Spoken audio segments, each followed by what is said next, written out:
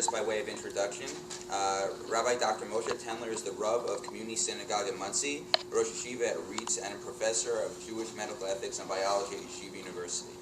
Rabbi Tendler is a leading expert on medical ethics as it pertains to Jewish law. He's the author of Practical Medical Halacha and Pardes Rimoni. Rabbi Tendler chairs the Bioethical Commission of the Rabbinical Council of America and the Medical Ethics Task Force of the UJA Federation of Greater New York. Rabbi Tendler received his bachelor's and master's degrees at NYU and his PhD from Columbia University, as well as smicha from Reeds. Today, Rabbi Tendler will be speaking to us about healthcare reform and a Torah perspective. Rabbi Tendler.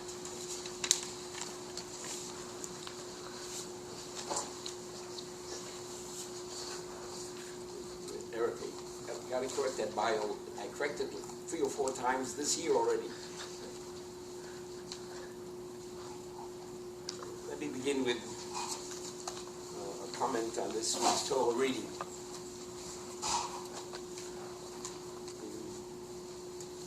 Parshas Lech Lecha. When Malki Tzedek,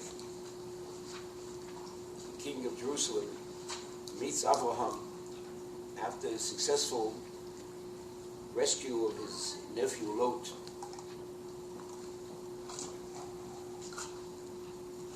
By Yevorcheu, he blessed Abraham and said, Baruch Avraham Lekei Elyon, Konei Shemayim V'Aretz. Blessed is Abraham to the God above, owns, acquired heaven and earth. Then when Abraham speaks to the king of Sodom, he uses a similar phrase. Haremosi Yodei El Hashem Kei Elyon, I swore to God, Konei Shemayim V'Aretz. God who bought, acquired. What does the line mean? What does that phrase mean? So the Gemara in Sota, on Daf Chov, Melamech Avraham Hiknel HaKadosh Baruch Hu Shamayim V'Aretz.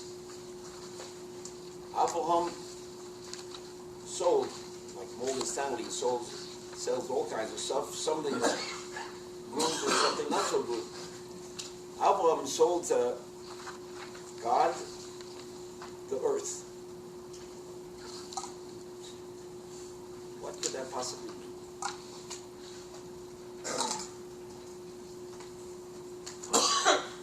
So the Netziv, in Parshas Ekev, makes the following comment. Until Abraham appeared on the scene, and the world was immersed in idolatry, human sacrifice, God said, it's not for my honor to be dealing with these people. And God walked away from the earth. Let the earth run b'derech hateva. Let the earth run according to the laws of nature that God put into the earth. B'li hashgocha protis, no personal supervision. When Avraham appeared on the scene, God said, it may be worthwhile to come back. So Avraham sold God back the earth. He made the earth worthwhile for God to be now in charge of the earth again. Use this as an introduction to this week's Sedler. In Parshas B'Shalach, in Parshas Vayishlach, you have a strange appellation that's given to Yaakov twice. When Yaakov wrestles with the angel cannot overpower him. He asks for a bracha. And Yaakov is told by the agent,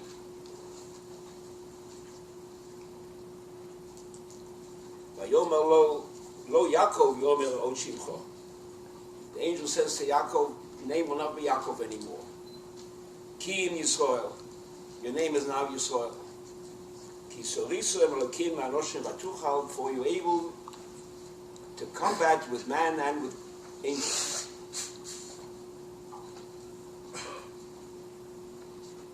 A few verses later, God speaks to Yaakov and says to Yaakov, Vayom Elokim Shimcho Yaakov, your name is Yaakov. Lo yikor Shimcho Od Yaakov, your name won't be Yaakov anymore. Kim Yisrael Yeshemecha, your name is now Yisrael. That's what the angel said. Is God repeating what the angel said? So the Gemara in Brachos makes it clear. No. I'll use my terminology. The blessing of the angel was a curse, not a blessing. I'll give you a blessing, God says. Your name is Yisrael. Lo she'ya'aker Shem Yaakov bimkomo. I'm not supplanting Yaakov. Elo yehi Yisrael ikol ve'Yaakov tofelo. Your name is now Yaakov Yisrael.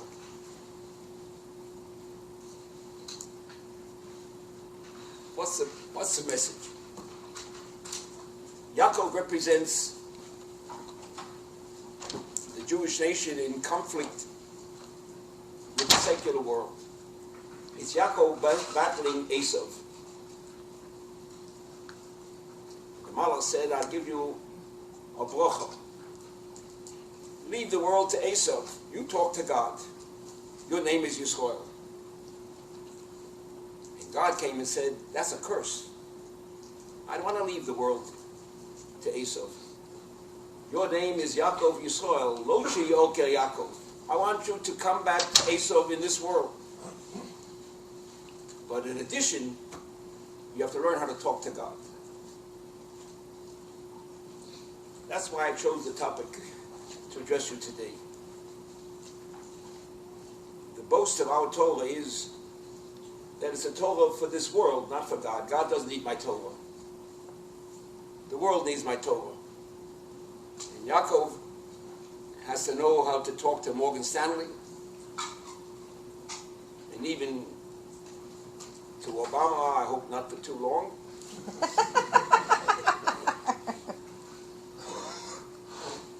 That's our world. Because both we were told to interact with this world. Therefore, it's the duty of a Jew who understands his role in life. Whatever happens in our world, you have to ask the question, what does the Torah say?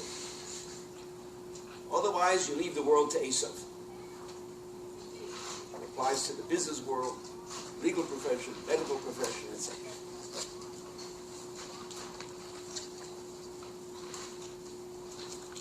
If you'll follow with me on the handout, page 1,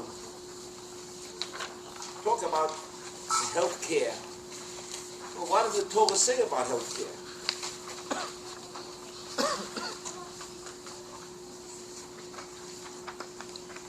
I put down for you the verses. Is there anyone here who has trouble reading the Hebrew? I'll be happy to help out. Okay? The first verse says,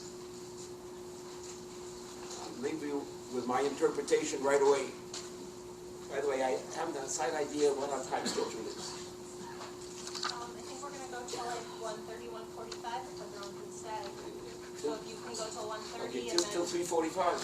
1:30.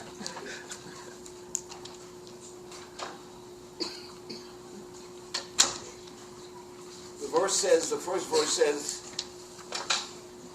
if you go to a doctor, you're going to remain sick. That's all it says. The Rabbi says there is no faith healing. That's not part of our Torah. Because the real big question is, why should you go to a doctor? The answer is because God said so, no other reason. For it doesn't make sense. For if the doctor doesn't have the help of God, he's not going to help you. So why bother with an intermediary? Go directly to God.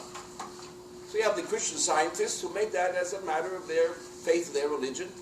You go directly to God. Faith healing. Don't need any doctors. And theologically, they're right. The reason you go to a doctor is because God said so, no other reason.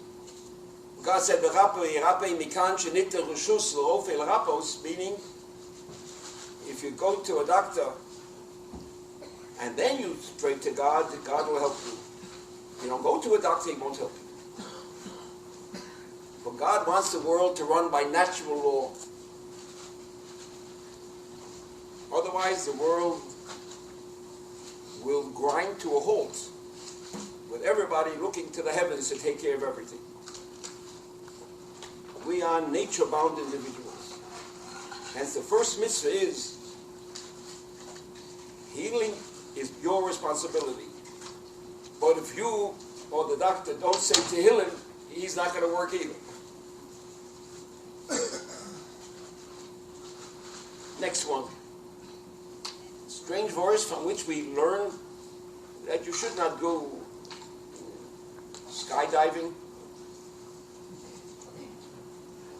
There's no need to test the blue hole in Eilat.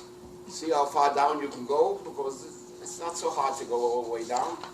The problem is coming back up.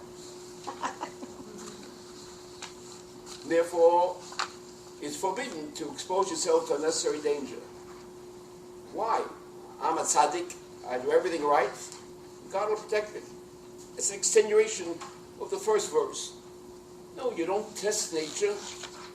The natural law says it's a dangerous thing to do, you shouldn't do it.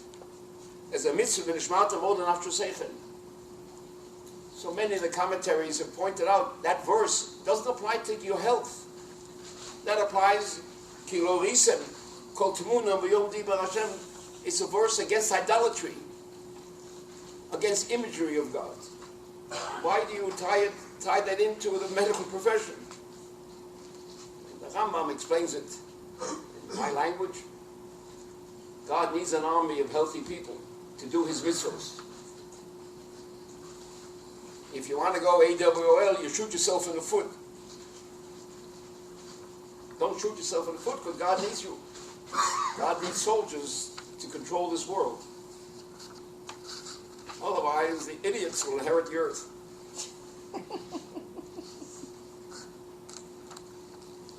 Next verse says that the health of someone else is also your responsibility. Not only is your health, you're responsible for your health. I'm responsible for your health. Just as I'm responsible to return a lost object. The Yeshiva doesn't refer to health. It refers to someone returning a lost object. It's a mitzvah in the Torah. You see an object that someone lost, it's a mitzvah to return it to him. And the Gemara says, if you have to return his lost object, how much more must you return his lost health? But a lost object, you lost a wallet, I can pick it up and return it to you. But lost health, I don't know how to return your lost health. I'm not a doctor. Well, sometimes they say, a fellow says, I'm not a doctor, I'm a plumber. Yeah, once I was a urologist, but I wanted to make a better living, so I became a plumber. Similar kind of work. So how can it be my responsibility? I don't know how to return your lost health. Comes the next verse. It says, Lo samal adam re'echa. You can't stand idly by. Sure, you don't know what to do. But you have money? Uguri ogil. Spend money and hire a doctor for him. That's the basis for national health. Here I want to make a statement that surely lead to some controversy. That does not mean you have to buy insurance for everybody. That means you need to have adequate emergency rooms where people who need health can go. But the psychological comfort of having an insurance policy that says, I can call my doctor, I know I have some security, that's not included in this mitzvah. That's not part of the requirement for national health. National health is when someone is sick, you make sure he has medical coverage. But the kind of medical coverage that we get because we pay insurance premium, that's more than for the service of the doctor. That's for having the doctor at our service. That changes the whole equation as far as expense goes. We could do a lot better than modifying the health plan as is given to us. We'll discuss it some more soon, right? By just increasing the number of emergency rooms, health services, as we'll see, is an excellent suggestion that I gave you a reprint of that, so that anyone has a doctor when he needs a doctor. It doesn't speak about quality of care. The assumption is that quality of care will be just the same. And we have some evidence for that also. Then comes the last verse here. Last verse says, remember, your life comes first. Whenever there is a conflict between your needs and someone else's needs, our Torah says, you come first. The mitzvah to sacrifice yourself, a basic concept of Christianity, that someone to give his life for somebody else is a great act. To us it's called suicide.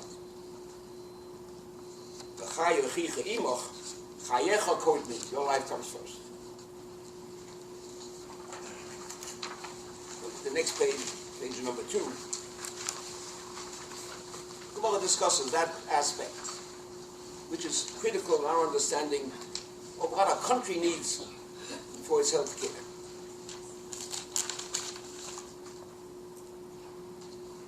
Gemara was talking about whether usury, interest, can be reclaimed by court action. And Rabbi Yochanan says no. If the fellow paid his interest, he violated the halacha, but the courts have no right to redeem that money, to reclaim that money. That's Machlokas Rabbi Yochanan and Rabbi Lozo. So they asked Rabbi Lozo, who says no, the courts will force an individual who took interest to return it, because it says, your brother should live with you, make it possible for him to live, give him back the money you took from him. That's how Rabbi Lozo understands the verse. Rabbi Yochanan obviously doesn't, because he says you don't have to give back the interest. So the Gemara asks, why does Rabbi Yochanan interpret that verse?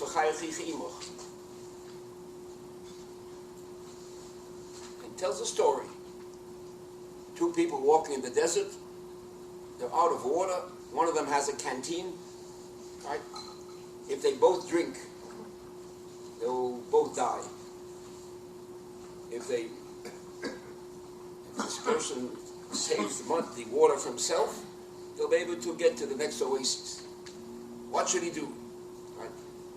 So Ben Petura says, you can't see your fellow die, your fellow man die. You should both drink and both will die.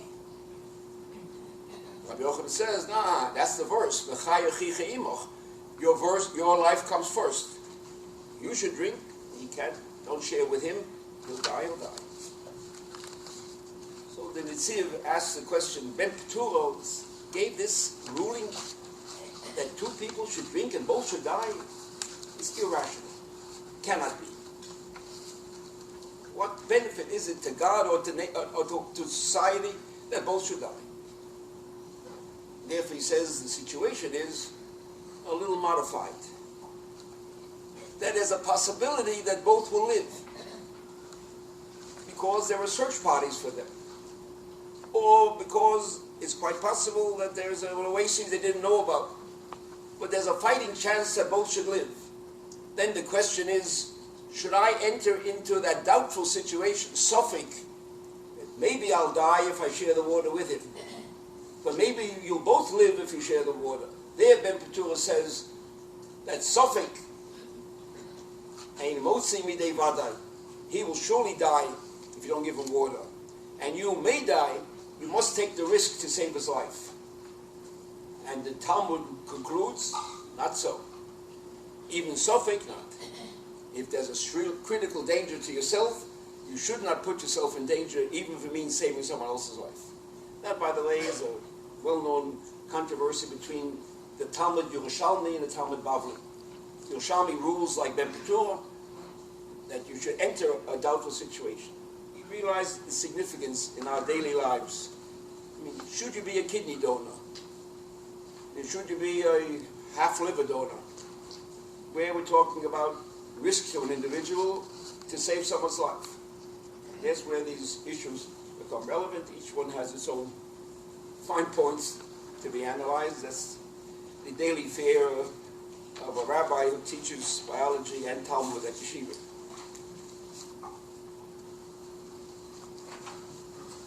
Next point I just put in, it's not a well-known source, right?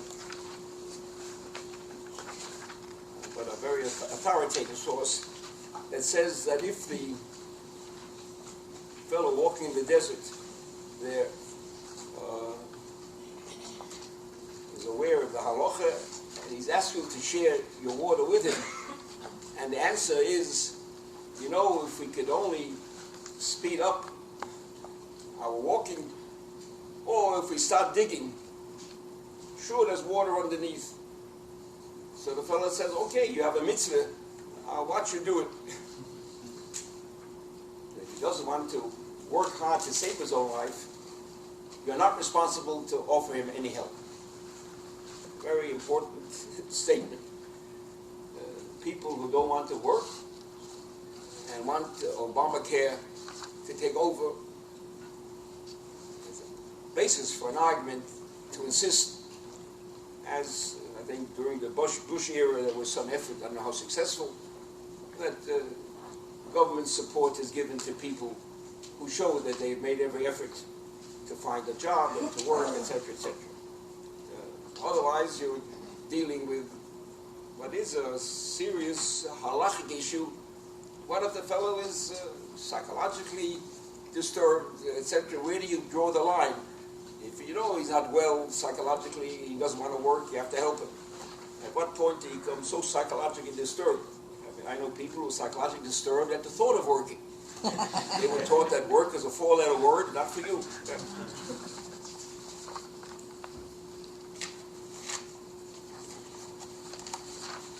In the next page 4 is where I just gave you, since it might be a bit of a chidush, a novelty for you people, that's the source on the Nitzi of the Hamek Shela, where he makes the point that Ben Petura could not have possibly meant that both should die.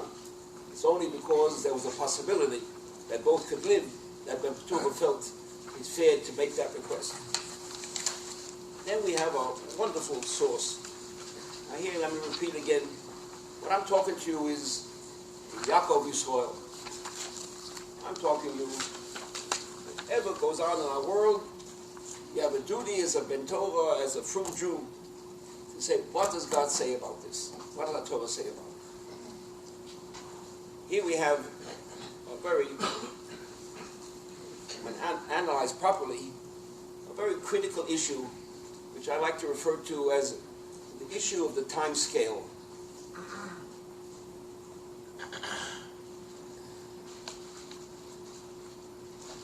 By laws that Yehoshua put in when he conquered Eretz Yisrael, if you dig a well on your property, that water must be shared with everybody. But what if there isn't enough water? You dug a well in your town and your townsmen need all the water you can find. The town right next to you didn't succeed in finding water. So you tell them to move away.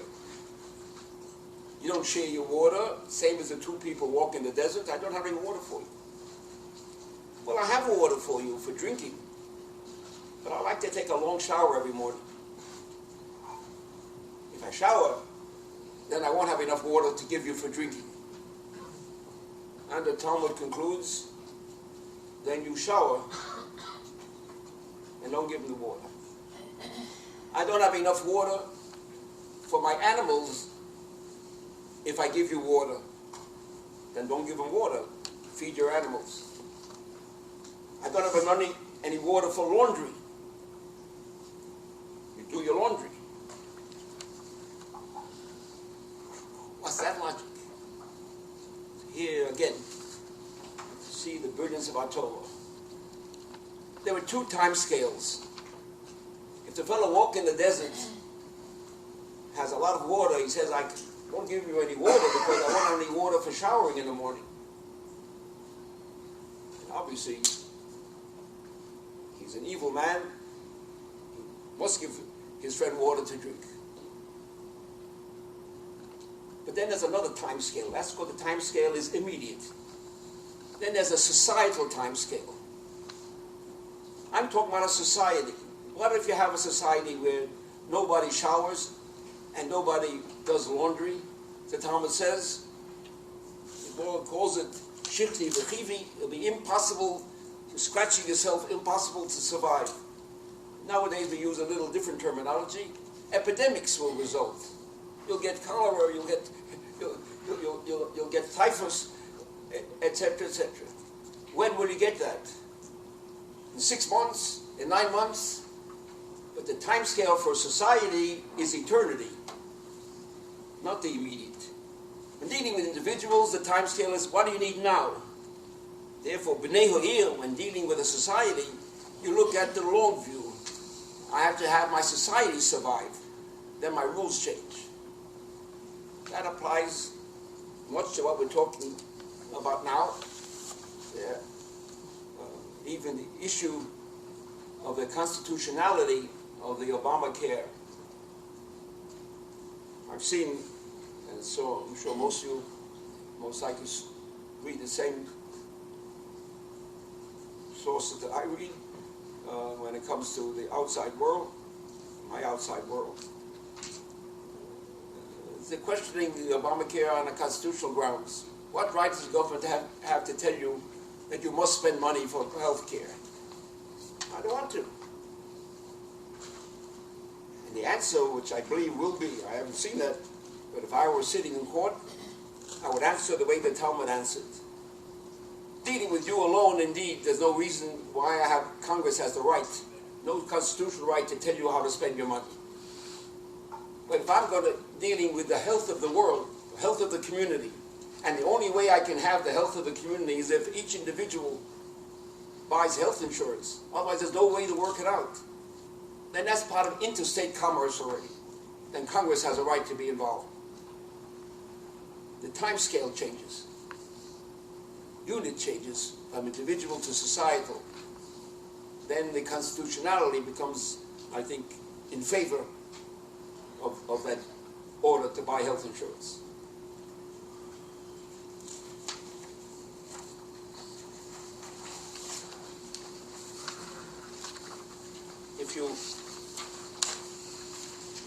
If I can ask you to turn to page 8, we'll get back to the other 2 pages. I gave here a summary really of my reading. I don't know how accurate it is, but I think it is. Generally, I'm fairly critical of my reading, so I don't accept what one person says until I see it in a few places. First, a very important finding, as for my medical reading. The best studies we've seen has shown there is no increase in risk of death among the uninsured in the USA. Yeah, they may have to wait longer in the emergency rooms. Using as the end point of the study mortality, not so. You tell me comfort, etc., etc., waste of time. But if the end point is life or death, there's no difference. You have insurance, don't have insurance. Because in America, people who are sick get medical care, period.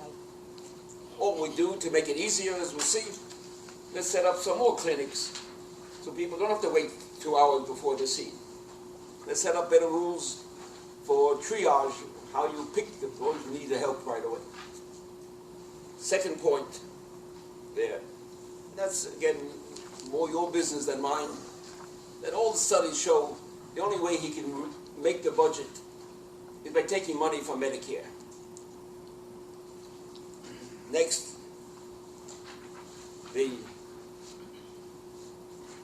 this is fact. It's already, I have evidence of this page after page, including Journal of Medicine, where they all favor Obama, where they are pointing out this what people are talking about, he's going to have death squads, right? It's political term. They're using it for political reasons. But the point that is being made is correct. What's going to be is our absolute refusal to support high-cost medical care when, and here's the key word, when it's futile. Then comes the question, how you define futility. So here's what I find very disturbing. 2 new drugs were just approved for cancer. And the company, who always lie, claimed that it'll increase the lifespan of the individual by 3 months. So obviously, 3 months is a big thing. It's going to cost $10,000 a month for the 3 months. Then what's futile? So we'll see. Futile is, if a fellow can only live 2 or 3 years in a chronic condition, that's futile. How do you make that? Who writes your dictionary definitions? Next. They want to deny cancer screening based on age. What does it mean? And you've seen it already, it's being recommended. Well, after 65, no need to do colon screening. I admit, you'll find a colon cancer, you can do something for a man 65. Man 70, 80, 90, true. But, again, they now take the societal view. As the whole society doesn't pay. Why doesn't it pay? Who decided that? So it enters into the whole issue of ageism, how we treat age in America. When I was younger, if you can't win in handball, that's all we played, right? It doesn't pay to live. You got some of the kids driving their bikes, their motorcycles. I had such a case in Muncie. I'm not a Jewish fellow, but I was called in. I'm chaplain for the sheriff's office. A motorcycle accident. He had to amputate his leg. A 19-year-old boy refused to have it amputated. And in America, you refuse, you do it to him, it's assault and battery. Even threatening him is assault, and doing it is battery. You can't do it. So they call in the judge, a round little lady shows up, asks him his name, asks him how old he is, asks him for the date, for who's the president. He's perfectly sentient, you can't touch him. He called me in to speak to him. I said, why don't you? There are people with prosthetic devices. I can't ride my bike, it doesn't pay to live. Oh my gosh. So his definition of futility is, I can't ride my motorcycle, it's finished. Doesn't pay. So who's going to decide what futility is? Then number 5 is true. Denies coverage for excess readmissions. Chronically ill, they said very simply, they will, if someone is chronically ill, suffering from arthritis, etc., it doesn't cost any money. You go into the doctor, he has insurance. We don't have that kind of insurance, Obama is saying. Once, twice a year we'll let you in, next time pay for yourself. Is there merit to it? Possibly. But most likely not. As anyone knows, people who are chronically ill sometimes need a doctor very often.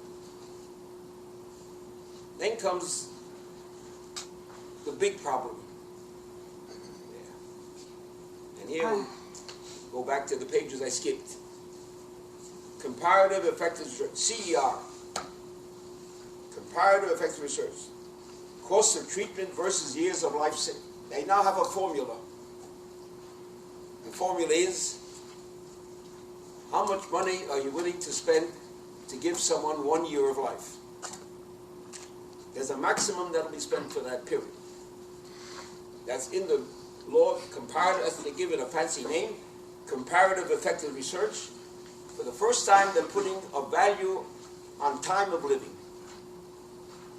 The formula is such that, as unfortunately many families know, someone with a neoplastic disease can eat up $500,000 in a year, no sweat. That's a cheap price, right? And what are you going to get out of it? I know the person can't live more than a year. Without the treatment, they won't live the year. How much is that year worth? A year of a patient who is not well, who is chronically ill during that year. And who knows what they'll find? What's the price you're going to put on that? And what can they find? The answer is there'll be a price. They won't pay any more than that. So what goes next? Then comes the full press on hospice care. That we're going to move basically age into hospice care. Age, chronicity will now become an issue for hospice care. Hospice care is symptom treatment, but no treatment of the underlying disease. Narcotics, etc., etc. That's the number 7. Right? End result of that is, would you call that when a patient, chronic pain, you put him on a morphine drip? Yeah, we could treat him yet, but no, it doesn't pay, so put a morphine drip. What is that called? That's hospice care, or is it euthanasia? Those are the serious ethical issues that have come up. I'm reading it's a 2,000-page thing. I didn't read it all, but I read much of it. All right, the next thing is something for Morgan Stanley to discuss, whether we can afford what we're doing now with medical care when it's eating up 40% of our gross national product, basically, right? When Canada is only 28%, Australia 5%, and Greece has 107%. So you know where we're heading for. Right? And Greece is of sorts. Right? Every time Greece issues an economic report, the market goes down. Go back to what we skipped. Okay? Here we have a critical issue that impacts past Obamacare. I'm talking page 6. Page 6 is really relevant outcomes. What's relevant outcomes? I want you to prove that your treatment works. There's no reason not to set such a standard. And right now, there are so many treatments that are given that have no value. Sadly, most treatments for cancer, other than the blood neoplasia, leukemias, lymphomas, but solid tumors basically have no treatment. One of the sad realities, and one that needs Kodesh Baruch Hu's intervention, that without practically any exception, solid tumors, if you use as your endpoint mortality, don't tell me tumor reduction. You can reduce the tumor 40%, 50% off, then the drug gets approved by FDA. That's a lot of baloney. Used as the endpoint mortality, they die the same day. They die with a smaller tumor, that's all. Because that small tumor is what kills them. The big tumor was sensitive to the chemotherapy, knocked off those easy cells, and the resistant cells is what kills the fellow. So we're going to now evaluate, does it work or not? So here we have an issue which is a little bit off the topic, but halachically, critically for you to know. How do you respond to the growing interest, the growing use of alternative therapy, holistic therapy, homeotherapy, what's the one I just studied, chai, Rika. Chai, by the way, is pure avodah zarah, it's idolatrous. What do you do when you come to Muncie, big Yiddish community, and look in the drugstore shelves? Most of the shelves are filled up with homeopathic nonsense. You all know what homeopathy is, right? Anyone not familiar with it? Just quickly. Likes. You have a blood problem, you use some borscht, just as good. Anything red is work just as well. Snake oil. Right? You put 1 ml with 9 ml of alcohol or water, shake it up, take 1 ml out, put it 9 ml of alcohol or water, do that 30 times. After 30 times, if you know anything about chemistry, you pass the Avogadro's number. There isn't a single molecule of the original in that 30th one. That's the most potent of all their medications. You can't start with 30. It's too drastic. You have to start with 10 and work your way up to 30. That's Avodah Zorah. Which God gave you those laws of nature? God gave us laws of nature that are rational or not understandable, but not irrational, that you follow irrationality. Therefore, I gave you a sixth. The Rambam, who discusses it in two places. One in the Perush HaMishneh, the question of should you treat a man who was bitten by a rabid dog and got rabies. Should you treat him by giving him a piece of the liver of the dog to eat? And the Chacham say that's not proven, that's nonsense, it shouldn't be done. And then the Rambam in the Moreh Nevuchim on page 7 says it loud and clear. It's not just shouldn't be done because liver of a dog is treif. That's not the reason. The reason is because it's idolatrous. It's Darkei Hamori. Why? Because you're appealing to powers that we don't understand. Those are the powers that are not the powers given to us by the laws of God, which are the laws of nature. And if it violates your concept of the laws of nature, as accepted by all people, right? And you say, but it works because of their mystical powers, as the homeopathic people say, when you shake it up, you format the molecules of the water or the alcohol, and they therefore take on the power of that thing. And when you shake it up, the more you shake them up each time, the power goes greater and greater. And that's the stuff you hear. And I must tell you, I visited a patient at Columbia, my old alma mater, right? And on the bedside, there's a pamphlet with offers at significant cost of all the alternative therapies. This is at Columbia Presbyterian we talk about. Of all the alternative therapies, all the nonsense, including therapeutic touch. Therapeutic touch is the best of all, right? There's no touch, right? Something bothering you, I move it away. I'm waiting for someone to sue the hospital for doing this. I gave it to you. But you pay for it. There. Not a little bit. $250 for a nurse to come in and do therapeutic touch. What power are we talking about? I mean, Elio and Elio Bahar Kamel or Elisha didn't have that power. So when we talk about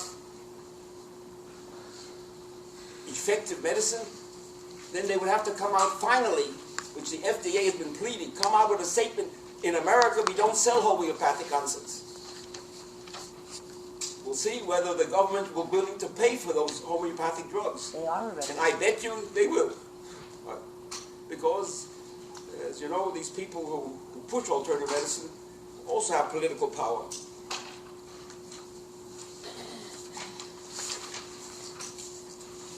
I gave you just one or two selections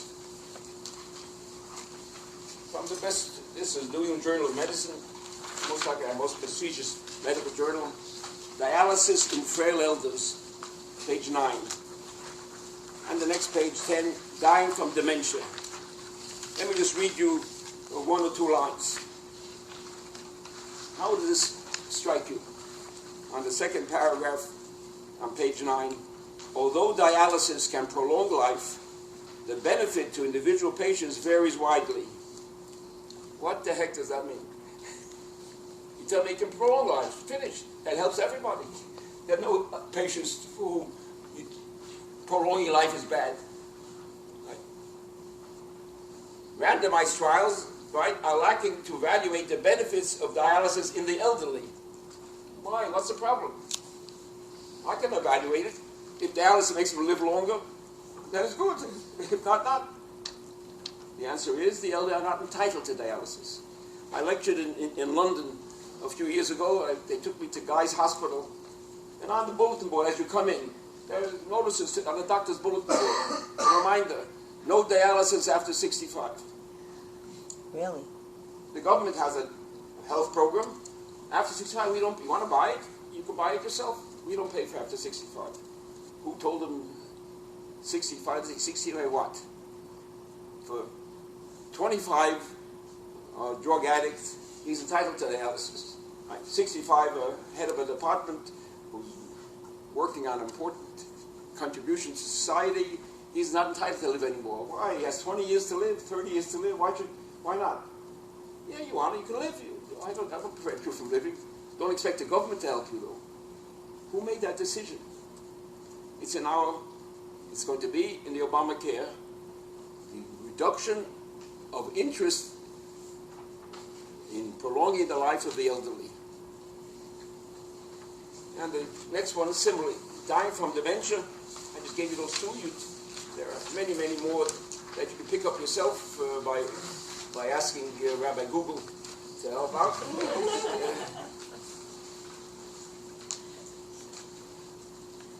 If you look at the last paragraph on that page, palliative and hospice care could greatly improve the care of patients with advanced dementia. English translation, give them a morphine drip and Hakish can China. Don't bother me.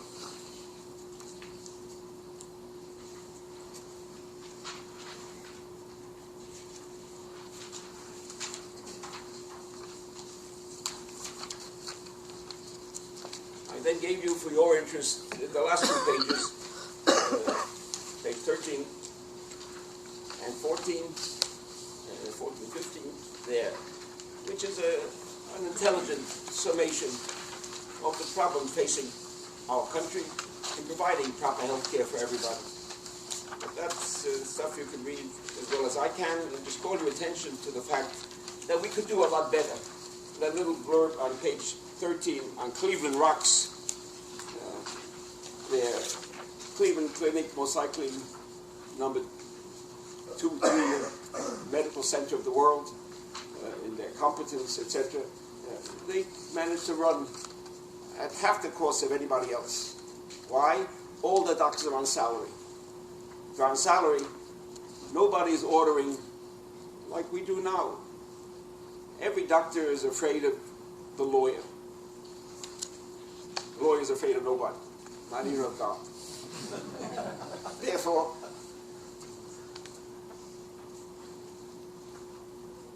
I call in for everything that seems to be a little problem. I call a specialist. You make an appointment with the endocrinologist. Make an appointment with this one. By the time you get through, something which an internist is perfectly competent to handle by himself. He's afraid of the lawyer. He's afraid that he'll be sued. So he covers himself by shifting off the patient to specialists, orders tests. Like I say, I go in once a year for an annual checkup. The doctor doesn't look. He has a sheet, right, where you check off which test you want. He checks them all off. What big deal? Insurance. What difference does it make? I have insurance. It covers everything. That adds billions of dollars to the cost of health care. Those are side issues there. That's basically what I can contribute to. Since I've grown up in academia, and my class is not the only class in school. After my class, I go to another class. I always watch the time. That's about it.